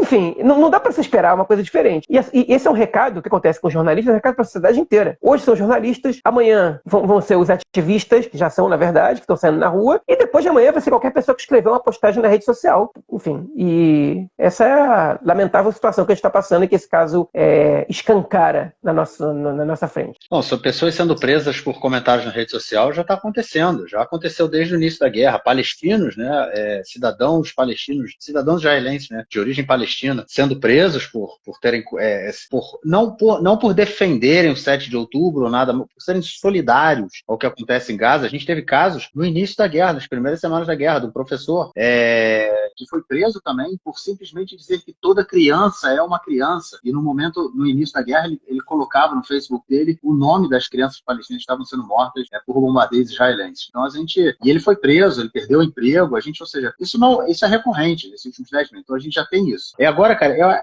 esse caso é um caso muito emblemático de tudo que está acontecendo na sociedade israelense, né, cara? Sobre toda essa corrosão do tecido do Estado, de uma forma geral. As instituições estão completamente se corrompendo e eu já falei isso uma vez aqui, né, no nosso podcast, né? Eu sinto que é como se você mete a mão na areia, com os dedos abertos, né, e levanta, e você sente a areia correndo pela sua mão. É mais ou menos assim que eu tô vendo as coisas acontecendo aqui. Eu acho que essa invasão das bases e o fato de ninguém ter sido preso mostra muito o poder que essa extrema-direita fascista tem na política israelense.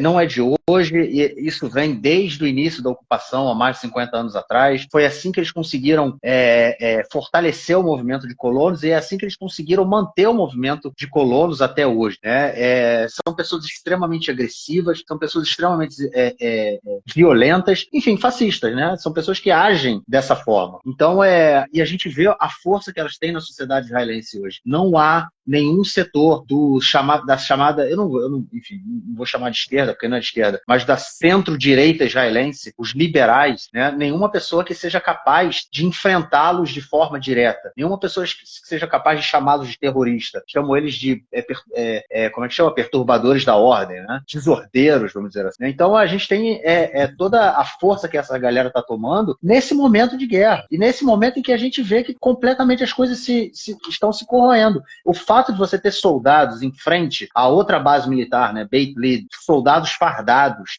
alguns deles encapuzados, indo contra as regras do exército, é uma coisa muito séria. É uma coisa muito séria, né, o que a gente está vendo por aqui. E mostra como realmente as instituições não estão sendo capazes de lidar com a força da extrema-direita. Eles estão abaixando a cabeça para a extrema-direita. Essa coisa o que se tentou durante toda essa semana foi não se falar sobre a tortura, sobre o caso de tortura, sobre o crime que aparentemente foi cometido, né, pelos soldados no Sde Eiman. Eles tentaram o tempo todo falar somente do crime que é invadir a base militar. Óbvio que é um crime, mas eu acho que a gente tem coisa mais séria aí para falar também. Tem que falar do cara que está sendo estuprado. O cara é do grupo elitista, do grupo da elite do Hamas, que estuprou mulheres no 7 de outubro, que queimou pessoas, que matou pessoas. Beleza. Concordo com tudo isso, é um cara, ele tem que ser julgado, ele tem que ser preso, de acordo com as leis israelenses, e não torturado na cadeia. Eu acho que essa é uma coisa que tem que ser muito clara, porque isso diz muito sobre a própria sociedade israelense. Ou seja, durante toda essa semana, essa disputa de narrativa, ela visou normalizar a tortura do Sde Eiman, dizendo que os presos palestinos são presos no Nurba, são presos da tropa de elite do Hamas, que cometeram os crimes no 7 de outubro, e tentaram, de uma certa forma, somente debater a questão da invasão nas bases militares. E aí tem uma outra tentativa de também desviar o foco, que foi a que foi feita pelo Yuli Edelstein, que é simplesmente falar, não, o exército não atuou de forma correta no momento em que ele mandou policiais do exército entrarem no Sde Eiman encapuzados. Esse é o maior problema da história. O problema não é a tortura, o problema não é a invasão da base militar pelos civis, o problema é o soldado ter ido prender lá os outros soldados investigados com o rosto coberto. Enfim, é uma realidade muito complicada, né, essa que se constrói aí. E uma coisa que muito importante também que eu acho que se falar, né, saiu uma notícia essa semana do Ben-Gvir falando que na verdade, notícia falando que no Telegraph, né, o jornal inglês Telegraph, divulgou que o Ben-Gvir recebeu ameaças do Hamas com vídeos mostrando reféns sendo, não é tortura, né, italeluto, como me ajuda aí a traduzir isso, João? Espancados, maus tratos, exato, maus tratos contra reféns israelenses, e no que o Telegraph falou foi o seguinte, o recado do Ben-Gvir foi esse, se você continuar tratando os nossos prisioneiros dessa forma, é isso que vai acontecer com os reféns de vocês. Para quem acompanha a gente há pouco tempo, não ouviu lá no início da guerra, a gente comentou isso também, logo que o exército começou a trazer presos palestinos, né, de Gaza para cá para dentro, o Ben-Gvir foi às penitenciárias e instruiu, né, para que esses prisioneiros recebessem o pior tratamento possível, né, dormindo em camas sem colchão, sem luz, tendo que sentar no chão o dia inteiro, enfim, uma série de maus tratos aí, e o Ben-Gvir se orgulhando, né? É orgulhoso desse tipo de coisa, e agora aí, de acordo com o Telegraph, ele recebeu essa ameaça, né? Dizendo, caso ele mantenha essa política, os reféns também sofrerão maus tratos e possivelmente tortura e tudo mais. É isso. João, vamos então para as duas últimas notícias do podcast, João. Duas de uma vez só, porque não tem como a gente dividir, na verdade. A gente estava aí, passou pela semana inteira. A gente falou de sábado, falou de sexta, falou de sábado, falou de domingo, falou de segunda, quando teve essa invasão na penitenciária, no campo de Teimane, lá na outra base. E depois, terça e quarta-feira, o dia de hoje. Tudo de uma vez só. Ontem à noite, fomos dormir sob a suspeita de que Israel teria matado Fuad Shuker. Fuad Shuker é, vamos dizer assim, o chefe do Estado-Maior do Hezbollah, não oficial, né? Mas enfim, a segunda liderança política e militar, né, do Hezbollah, o cara mais próximo do Nasrallah. Israel teria matado, foi a notícia que a gente foi dormir ontem à noite, né? Nada, não era oficial ainda, mas Israel atacou o edifício onde ele estaria em Beirute, num bairro que é um bairro controlado pelo Hezbollah.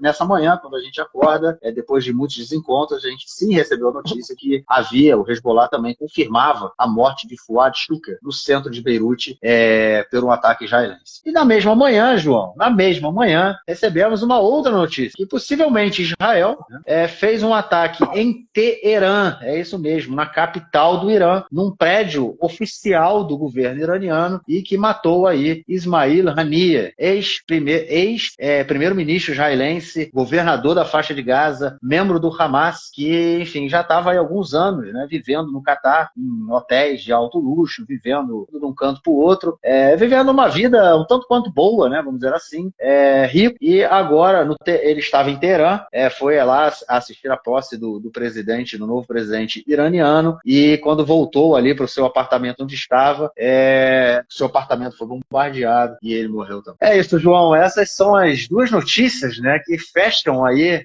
Bom, não vou dizer que fecha essa semana, a gente está gravando na quarta-feira, são 11h32 da noite nesse momento. A gente tem alguns dias aí para fechar a semana e muita coisa pode acontecer até o fechamento da semana. Mas, enfim, até hoje a gente tem aí essas duas notícias que sacudiram a arena internacional de uma forma geral, porque, obviamente, isso pode levar a uma escalada da violência, da guerra aqui e, quem sabe, até um conflito regional. Israel mata a segunda maior liderança do Hezbollah em Beirute e também mata uma das principais lideranças, a liderança política do Hamas fora de Gaza, em Teherã, depois de tudo que já aconteceu com o Irã desde o início da guerra. Eu ia te perguntar, João, se a gente espera uma escalada, cara. Mas eu não vou perguntar não, porque tu vai dizer que não tem bola de cristal. Mas o que a gente pode esperar? Mas a escalada já começou. Escalada.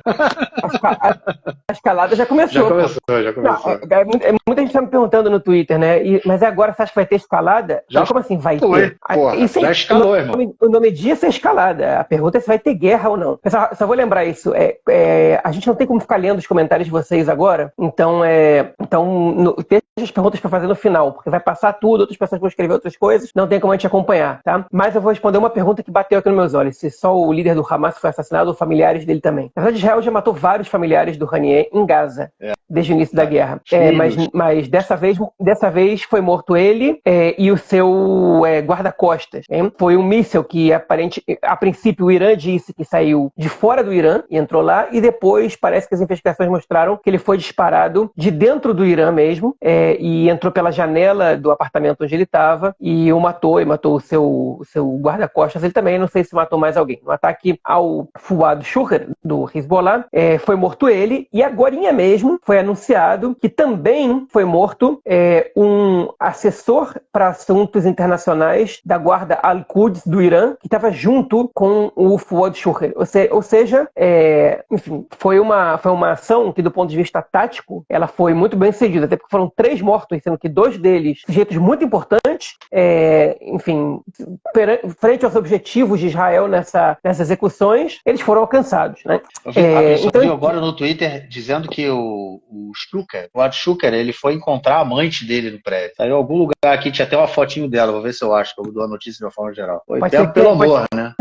que seja ela quem deu a informação de onde ele ia, né? Porque, enfim, pois é, aí a gente tem essa diferença, né? O vice do Haniyeh, do Hamas, ele disse que essa execução do Haniyeh não foi absolutamente surpresa nenhuma, não foi nenhuma ação da inteligência israelense, porque todo mundo sabia onde ele estava, ele foi para posse do novo presidente iraniano e foi assassinado logo depois. Então não é que já não precisava de uma grande de um informante para saber onde ele estava, era público e notório, porque ninguém imaginava que Israel o atacaria em Teherã. Israel não atacou o Haniyeh no Catar durante esse tempo todo. É óbvio que Israel não quer, não quer criar, não quer ter problemas com o Catar, porque se trata de um aliado dos Estados Unidos e também de um dos intermediadores das negociações com o Hamas. Mas eu também não esperava que Israel fosse fazer um ataque no Irã. O Netanyahu assumiu a autoria do ataque contra o Fuad Shukur, mas não comentou nada sobre o Haniyeh. É protocolar que Israel não confirme nem negue determinadas ações, como essa agora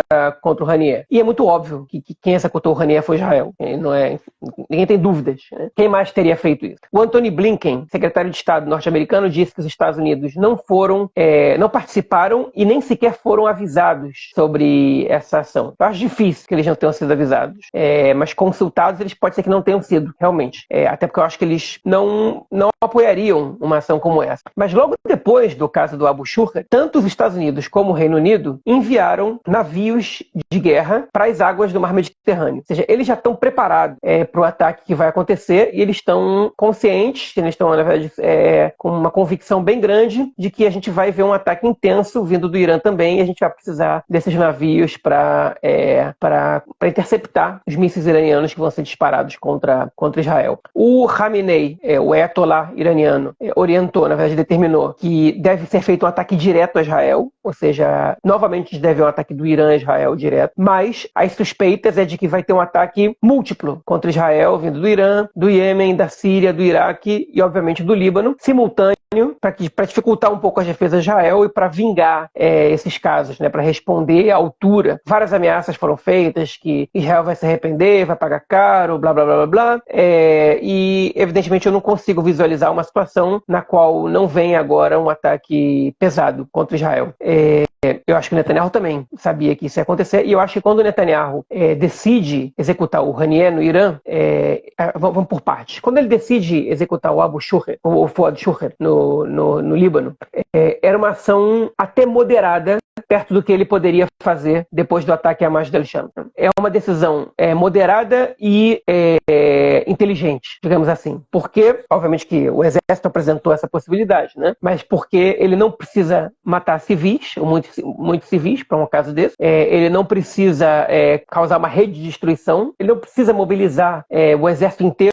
Ele realiza um ataque por drone e dá uma resposta à altura, ou até mais forte do que o ataque do Hamas do Hezbollah em Masjid al-Sham.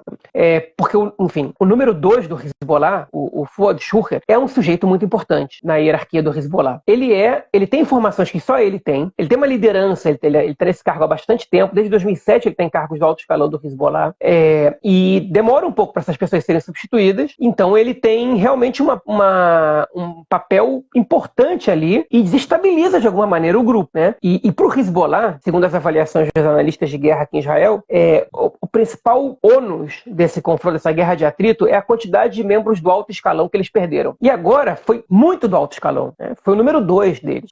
Ele só está abaixo do Nasrallah. Entre esse cara e o Nasrallah, tem uma distância imensa, hein? O Nasrallah é uma figura carismática, é uma figura muito poderosa, está há muitos anos nessa posição, então ele tem um, enfim, matar o Nasrallah realmente seria um choque. O Fuad Shukur, ele não altera tanto as coisas a médio nem longo prazo, e a curto prazo também tem minhas dúvidas.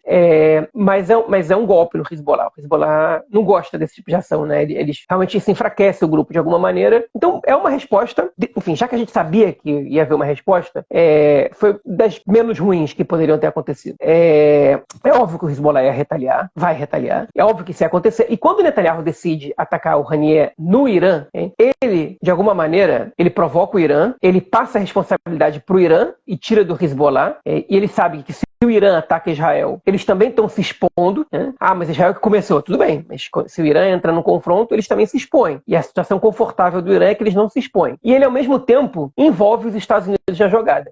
Porque aí, enfim, os Estados Unidos, em plena campanha eleitoral, não podem permitir que o Irã ataque Israel e fique por isso mesmo. E se eles permitem, depois eles sabem que a resposta israelense vai ser bem poderosa. Então, os Estados Unidos não querem a escalada, eles precisam, pelo menos, evitar que o ataque do Irã provoque uma grande destruição em Israel. No caso do Haniyeh, o Haniyeh ele é um alvo de Israel há muito tempo, né? Israel já comentou desde o início da guerra que qualquer membro da liderança do Hamas em Gaza ou fora de Gaza é um alvo potencial e Israel vai atrás deles. Não importa onde eles estejam, Israel vai atrás deles. Então a gente sabe, todo mundo sabia que o Haniyeh era um alvo e o Haniyeh sabia que ele era um alvo e tudo isso não é novidade. Dito isso, o Haniyeh podia ter sido morto em várias ocasiões. Israel decidiu matar ele agora. O Haniyeh é uma figura importante porque ele era o primeiro-ministro palestino em 2006, quando o Hamas venceu as eleições para o legislativo. Depois da guerra do Fatah-Hamas, quando eles se separaram em Gaza e Cisjordânia, o Haniyeh passou a ser o governador de Gaza. Em 2017, ele assumiu o lugar do Khaled Mashal como líder do braço político do Hamas, e por isso que ele foi morar no Catar. Porque o braço político do Hamas, ele não pode ficar em Gaza, porque ele é inoperante em Gaza. Ele tem que controlar de onde vem o dinheiro, ele tem que estar onde está o dinheiro, como é que ele faz as relações internacionais, com o Hamas é um grupo que depende das relações que eles têm com outros grupos e com outros países. Então o Haniyeh foi morar no Catar nesse momento. E o Khaled Mashal continua por lá também. E ele então assume esse papel, ele é reeleito, né? A cada 4 anos tem eleições internas para o braço político do Hamas e para a liderança em Gaza. Não sei quem vota exatamente, são os membros do partido, se é o alto escalão, não sei exatamente o funcionamento disso. Ano que vem estavam previstas eleições, o Haniyeh ia se recandidatar. Agora, o Haniyeh, ele não tem ingerência no que acontece na guerra. Porque todas as vezes que ele é pressionado pelo Catar para cessar fogo, para qualquer coisa que seja, ele não consegue controlar o Sinuar. De fato, os dois estão rompidos, os dois estão, na verdade, eles estão em uma disputa por poder muito grande, né? As fontes mostram que o Sinuar, ele não está nem aí para a liderança do braço político do Hamas, que ele faz o que ele quer. O Sinuar é o governador de Gaza no momento, né? O Yahya Sinuar, enfim, que é o alvo número 1 de Israel nesse momento, o planejador do 7 de outubro. O Haniyeh nem sabia, segundo as fontes que a gente tem, do ataque do 7 de outubro, ele não foi avisado, né? Ele tem o vídeo dele lá, vendo na televisão e orando em direção a Gaza, né? E agradecendo pelo sucesso do ataque, mas ele, pelo que as fontes do Hamas dizem, né? Ele não sabia e ele não é relevante para o andamento da situação. A execução do Haniyeh, ela tem muito pouca influência na guerra atual, exceto pelo fato de que outras forças envolvidas vão acabar se somando. O que acontece em Gaza, a morte do Haniyeh não tem grande interferência. Na verdade, eu diria que ela tem interferência só em um fator, que é no cessar-fogo. O Haniyeh era quem mais pressionava o Sinuar pelo cessar-fogo, apesar de que os dois estavam interessados no fim da guerra, né? E era o objetivo em conjunto dos dois. Mas o Haniyeh ele estava interessado numa flexibilização na posição do Hamas, em aceitar algumas condições que o Sinuar não estava disposto. E agora, com ele executado, a situação dos reféns em Gaza, os reféns ficam em perigo nessa situação. O Haniyeh, o cessar-fogo fica congelado, porque você está negociando cessar-fogo e de repente você mata o líder máximo do braço político do outro partido, do outro movimento. O que você espera que aconteça? Então ele simbolicamente é uma execução poderosa de Israel. Do ponto de vista prático, não tem grandes alterações. E quem vai assumir no lugar dele, o Canal 12 publicou uma reportagem hoje, momentaneamente deve ser o Khaled Mashal, que era quem estava no poder antes dele. A gente tem um outro sujeito que já foi também chefe do braço político do Hamas, foi inclusive antes do Khaled Mashal, lá no início dos anos 90, que é um sujeito que hoje é bilionário, né, que se chama, deixa eu ler aqui o nome dele que eu me esqueci, que se chama Musa Abu Mazruk, que foi um sujeito que a gente até comentou aqui, porque ele teria supostamente dito que o Hamas tinha que fazer parte da OLP e reconhecer o Estado de Israel. Depois ele disse que as palavras dele foram tiradas de contexto. A gente tem o Khalil al-Hayya, que é também um membro do alto escalão ali do Hamas que pode se candidatar, que é no momento o vice do Haniyeh, mas ele corre por fora, né? Bom, ele é o vice agora, ele teoricamente assume, mas na prática não vai ser ele que vai assumir nada. É mais provável que o Khaled Mashal assuma até o ano que vem, e no ano que vem a gente tem eleições. Quem vai ser o novo líder do braço político do Hamas, eu não sei, mas isso tem relevância, porque o Hamas vai ter algum papel na reconstrução, né, de Gaza. Não sei qual. O papel pode até ser o de ser sabotado nisso, e esse líder político ele vai ter que negociar, ele vai ter que preparar o grupo para ele resistir a essa sabotagem. E se o Hamas for considerado, ele vai, esse líder político, ele vai, se o Hamas for considerado, esse líder político vai ser importante nessa tomada de decisões ali. Enfim, então o líder político ele tem que ser uma pessoa com um bom jogo de cintura. Certamente não vai ser nem o Mohamed Deif, se ele ainda estiver vivo, nenhum dos irmãos Sinwar, que são pessoas muito mais intransigentes e muito mais do confronto do que esses que eu citei agora. Eles não são exatamente aptos a estarem num cargo como esse. Agora, eu volto a dizer isso. A execução do Ismail Haniyeh tem muito mais importância pelo fato dela ter acontecido no Irã do que pelo fato do Haniyeh ter sido executado. E não é uma coisa pequena o fato do Haniyeh ter sido executado. É uma coisa importante.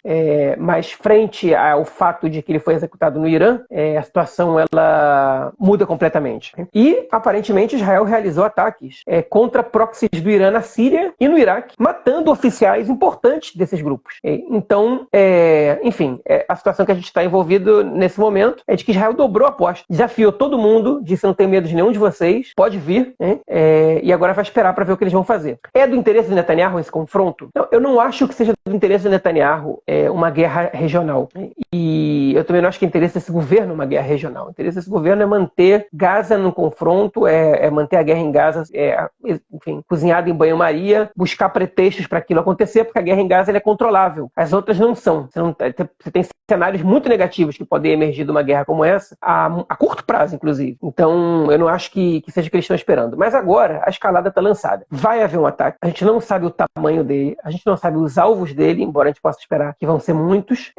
E aí, isso pode desencadear numa guerra. A gente chegou num ponto eu não diria que é um ponto de inflexão, porque tudo pode acontecer, inclusive nada, né? No caso, por exemplo, quando o Irã fez um ataque de, 200 mísseis e drones contra Israel, todo mundo diria, se eu falasse há um ano que o Irã faria um ataque com 200 mísseis e drones contra Israel, todo mundo diria que ia começar uma guerra de Israel contra o Irã, e não começou, né? Então, eu não posso dizer que vai começar uma guerra agora, mas a gente nunca esteve tão perto de uma guerra como a gente está agora. E isso é muito preocupante, porque bota a política de lado, bota tudo isso de lado, muita gente vai morrer se acontecer uma guerra agora. Muita gente vai morrer. Muita estrutura vai ser destruída, muita gente vai ser ferida, enfim, vai acontecer coisa ruim, né? Guerra é ruim, guerra é barbárie, guerra é morte, guerra é destruição, enfim, guerra é perda econômica, guerra é tudo de ruim que vocês podem pensar. E quanto mais poderosos são os lados envolvidos na guerra, maior a destruição. E, enfim, uma guerra com Hezbollah, só com Hezbollah, eu não acho que ela tenha como durar muito tempo, porque o nível de destruição e mortes é muito alto num país independente, aliado do Ocidente, que seguramente haveria intervenção. Mas uma guerra de Israel com o Irã, eu não sei quanto tempo ela pode demorar. Tá aí a Rússia e a Ucrânia para mostrar pra gente que a guerra dele já passou de 2 anos e não tem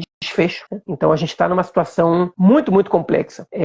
Eu volto a dizer, e eu ainda acredito, que não é do interesse de nenhum dos atores. Eu acho que eles têm mais a perder do que a ganhar com uma guerra. A escalada acabou sendo, uma situação inevitável nesse momento, né, frente aos personagens que a gente tem. Se tivesse outros personagens, pode ser que não tivesse acontecido essa escalada agora, mas o Netanyahu é o personagem que a gente tem, o Nasrallah é outro, enfim, o Khamenei é outro. Essa é a situação que a gente tem agora. A guerra, ela pode acontecer. Depende muito do resultado dessa retaliação contra Israel, né? Dependendo do que acontecer nessa retaliação. Primeiro, pode ser que eles escolham a guerra. Eu acho que não. Acho que eles vão escolher um ataque pontual, mas muito forte. E aí, dependendo dos resultados, das consequências disso, a gente pode ver uma guerra acontecendo. E eu duvido muito que o Irã, novamente, enfim, entregue de bandeja tudo que eles vão fazer, como eles fizeram no ataque deles em abril. Dê tempo para que Israel se prepare para essa defesa, porque o caso foi muito mais dramático agora, né? Enfim, quando dizem Israel cruzou todas as linhas vermelhas possíveis. Primeiro que não cruzou todas as linhas vermelhas possíveis, nem perto disso, né? Tem muito mais linha vermelha para ser cruzada aí, né? Enfim, muitas vezes as linhas vermelhas foram cruzadas nessa guerra, começando no 7 de outubro, né? Mas é um fato que Israel extrapolou. E quando Netanyahu decide tomar essas decisões, né? Decide tomar essas decisões, é uma redundância terrível. Quando Netanyahu toma essas decisões, ele sabe que isso tem consequência. E ele sabe exatamente quais são essas consequências. Então, enfim, que a gente esteja preparado para isso, porque essa foi a escolha de quem lamentavelmente nos governa hoje. Pois é, eu acho que foram 2 ataques aí completamente inesperados, né? Eu acho que, como você colocou, Israel, a resposta de Israel mais Deschamps poderia ser muito pior. Eu acho que tem uma coisa muito interessante aí que Israel, nesse ataque ao Líbano, né, ao Fuad-Shukar, ele não envolveu o Líbano nessa história, né? Continua fazendo uma separação entre o o Estado libanês e o Hezbollah. O ataque foi a um membro do Hezbollah, no bairro do Hezbollah, e saiu, João, estava vendo no Twitter do Khan, do canal 11. Foi eles que colocaram ali a notícia de que o Fuad Shukr foi visitar a sua amante quando aconteceu aí o ataque. E, enfim, Israel faz essa diferenciação entre o Líbano e o Hezbollah. Isso é uma coisa muito interessante. Ele não traz todo o país para dentro da guerra e também, de uma certa forma, fazendo essa separação, ele pode criar algum desconforto, alguma, enfim, crise, né, da população, de uma forma geral, libanesa com o Hezbollah, né? Lembrando que o Hezbollah faz parte do governo libanês, inclusive, né? Então, e o governo libanês também não quer, como você falou lá no início, né, que o ministro do exterior libanês falou que o Hezbollah aceitava, depois do ataque a Majd al-Shams, eles falaram que aceitavam recuar até a margem norte, né, do rio Litani. Então, assim, tipo, né, eles querem, o governo libanês tenta também evitar uma guerra, eles sabem que isso não é bom para eles, e eu acho muito interessante Israel fazer essa diferenciação também, pelo menos até agora, né, tentando não envolver o governo libanês nessa história e tratando somente o Hezbollah. Ele não responsabiliza o governo libanês também por nenhum ataque feito pelo Hezbollah. E na questão do Irã, eu acho que você colocou um ponto aí que é muito central, né, apesar da morte do Ismael Haniyeh ser uma coisa grande, eu acho que o que aumenta muito o fato foi ter acontecido em Teherã, né? E aí eu acho que é a questão central. Porque depois de tudo que aconteceu em abril, né, e toda essa guerra entre Israel e Irã, que já está acontecendo há anos, a gente ouve, o Netanyahu vai na ONU, apresenta lá, pegamos informações e não sei o quê, e tem ataque cyber aqui, ataque cyber lá, e mata o líder da Guarda Revolucionária, e mata o cientista atômico, e isso aconteceu nos últimos anos. Agora a gente teve esse ataque israelense, né, depois do ataque iraniano, que foi feito aqui em abril. Israel ataca o Irã de forma muito pontual mesmo, né, foi muito pequeno. Inclusive o Ben-Gvir, né, chamou o ataque de Dardale, é um ataque fraquinho, né, o que ele virou inclusive piada lá no Irã, e agora a gente tem esse ataque na capital iraniana, depois do cara ter encontrado o presidente iraniano, e um míssil que saiu de dentro do Irã. Ou seja, tem tanta coisa aí que mostra que eu acho que esse assassinato do Haniyeh, ele é mais um recado ao Irã. Tá falando o seguinte, meus amigos, a gente está aqui. Israel está lá. Eu acho que é uma da questão que ele tem que tirar aí. Israel está no Irã. Israel é capaz de fazer ataques a líderes políticos no Irã sem que o Irã saiba. Isso é uma coisa muito grande. Isso é gigante. Eu acho que isso talvez possa ser o motivo pelo qual Israel tenha topado aí aumentar muito dobrar a aposta, como você falou, né? Porque Israel sabe que eles estão lá, que esse ataque desde o início da guerra, né, se questionou muito, tanto a questão da inteligência israelense, né, por conta de tudo que aconteceu, tanto por conta da força do país dentro do Oriente Médio, que se transformou muito nos últimos anos, né? O Oriente Médio que a gente não conhece hoje não é o mesmo Oriente Médio da guerra no final da década de 40, da década de 60, nem da segunda intifada de 2000. Né? A gente tem aí um Oriente Médio completamente diferente. Então, Israel, no momento em que ele faz esse ataque pontual no Líbano e mata somente um membro do Hezbollah, né? E esse cara aí do Irã, esse assessor aí que estava lá também. Mas, enfim, faz um ataque pontual sem envolver o governo iraniano, libanês, sem envolver civis libaneses. Não houve civis libaneses que teriam... Houve outros mortos, não foi só o Fuad Shukr, mas, enfim, não foi um ataque que no centro de Beirute que deixou ali civis mortos, né? Foi um ataque pontual ao Hezbollah e depois o ataque lá pontual ao Haniyeh em Teherã. Eles mostram, primeiro, que a inteligência israelense sabe as coisas, sabe o que está acontecendo. A inteligência israelense não é a inteligência do 7 de outubro, né? A inteligência que ela sabe o que está acontecendo e que eles mostraram a força. Eu acho que esses dois ataques de ontem e de hoje, quer dizer, esses dois assassinatos aí, né? Eles mostram que a inteligência israelense, o exército de Israel tem uma força que os vizinhos estavam duvidando até então, né? Eu acho que o ataque do Irã que a gente viu em abril os ataques dos Houthis que a gente viu até agora, era muito disso. Vamos ver se vocês são realmente fortes, vamos ver se vocês estão aí com bala na agulha. Quando explodiu semana passada aí o drone dos Houthis aqui em Tel Aviv, Israel foi lá e destruiu o porto, destruiu uma refinaria de petróleo, e os Houthis recuaram, e agora Israel dá esse recado para o Hezbollah e dá principalmente esse recado para o Irã. Eu acho que o Haniyeh, ele pode ter sido somente, vamos dizer assim, um fio condutor do recado. Ele foi assim: meu amigo, você vai morrer para eu mostrar para o Irã que eu tô aqui. E eu acho que isso é um pouco do que a gente pode tirar desse assassinato aí do Haniyeh em Teherã. Obviamente vai ter o ataque, né? Como o João mesmo colocou, é possível que seja um ataque entre Irã, Iraque, Síria, Líbano, Iêmen, enfim, seja lá o que.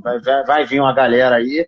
Acabei de ler também falando que eles pensam num ataque um pouco parecido do que foi o Jabil, ou seja, com muito drone e míssil balístico. E a gente vai ver se a questão depois que Israel ataca tanto o Líbano, né, o Hezbollah, quanto o Irã, quanto o Haniyeh e o Irã, a questão é até que ponto esses países agora são capazes de amortecer, né, assimilar o soco, né? O cara tomou a pancada ali, respirou e ficou de pé, ou respirou e vai para cima. Eu acho que isso que a gente vai ter que ver agora. E depois, né, desse ataque aí que vai acontecer, a gente sabe, obviamente, que ele vai acontecer, se Israel vai ter essa capacidade de falar, beleza, por a gente já tá bom, né? Porque caso Israel tenha que decida revidar esse ataque que vai receber, aí vai ter que subir muito também, né, o patamar aí do ataque, e a gente pode escalar mais ainda, né, João? Já que a gente já está sempre escalando, né? Estamos escalando.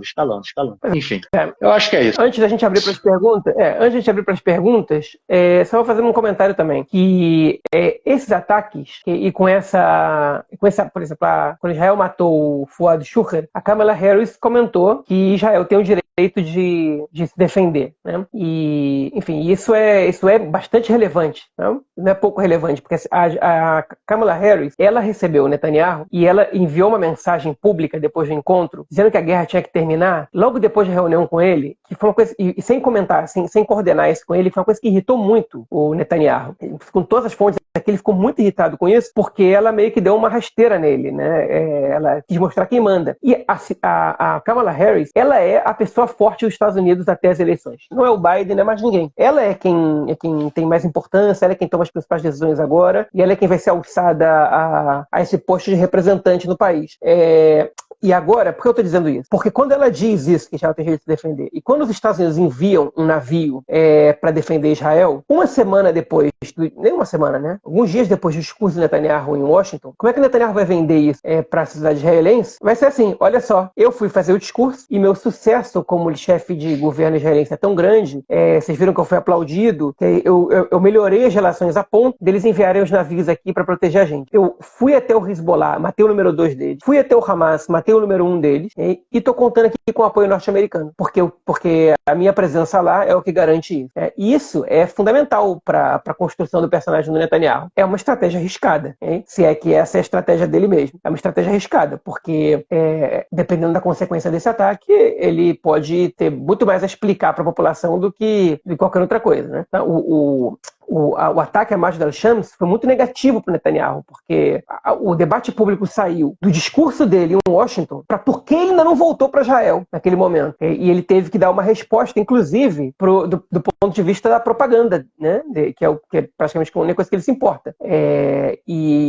Por enquanto ele conseguiu. É isso. Bom, eu queria agradecer aí todo mundo que esteve com a gente. São meia-noite e 20. No Brasil são 6h25. Bom, tem algumas pessoas aí que moram em Israel, então essa galera ficou até tarde. Pô, com certeza. Meia-noite e 25 aqui pra gente. Brigadão aí todo mundo, brigadão pelas perguntas. Vai estar disponível, obviamente, em formato de podcast nos tocadores de podcast. Ou amanhã ou sexta-feira, como já é tradição. É isso. Ô, João, de acordo com a nossa pauta, ficamos por aqui, cara. Algo mais a declarar? Sim, até tenho. Olha só. Pois tinha até esquecido. É bom que você perguntou, tá vendo? Se você não tivesse perguntado, eu ia ter esquecido. O nosso ouvinte... Peraí que agora tem que pegar o nome dele. Peraí que tu mandou na pauta. Mandei, deixa eu, peraí. Não, tá aqui só, não tem o nome dele. Não, tá aqui. O Bruno Menegatti. Bruno Menegatti fez uma correção, E, enfim, vou trazer aqui que eu disse na edição passada do podcast que a Corte Internacional de Justiça emitiu o parecer sobre os assentamentos a pedido do Conselho de Segurança da ONU. Ele fez a correção, disse que não foi o Conselho de Segurança, foi a Assembleia Geral da ONU que fez essa solicitação. Feita a correção aí, um abraço aí para o nosso ouvinte, que me corrigiu de maneira muito simpática, enfim, e também elogiou o nosso podcast. Fico feliz pelas palavras e aqui feita a correção. É isso. João, ficamos por aqui então, nos falamos na semana que vem para gravarmos nosso próximo episódio. Forte abraço, cara. Abraço, até mais. Tchau, tchau.